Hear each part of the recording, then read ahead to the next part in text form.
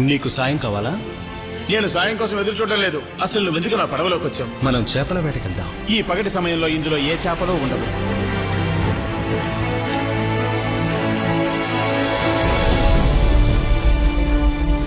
చేపలు?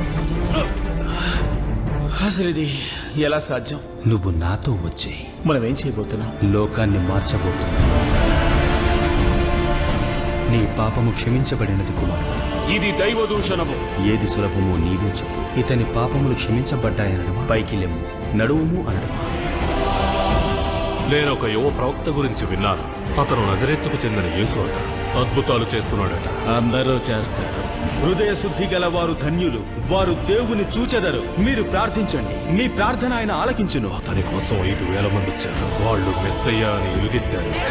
మీరు నీతి కొరకు ఆకలి కొని ఉంటే అది నా ద్వారా తీరుతుంది. జనం కట్టుబాటు తప్పితే పిలాతు ఏం చేయడానికైనా వెనుకాడడు. యాజక, మనకతను సాయం చేస్తాడు. తిరుగుబాటు చేసే వారిని అణచివేస్తా.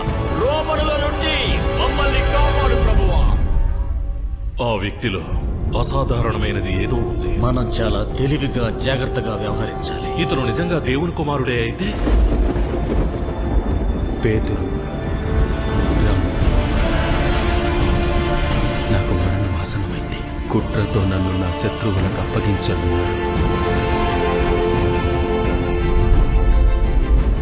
నజరేయుడైన యేసు నీ పైన దైవ నిందారోపణ మోపబడి ఇతను దెయ్యాల శక్తితో స్వస్థతలు కలుగజేస్తున్నాడు. మన దేవుని ఆలయాన్ని కూల్చివేస్తానని హెచ్చరించాడు. ఒక్క విషయం చెప్పు, నీవు దేవుని కుమారుడవా? అవును. ఇది దైవ దూషణ.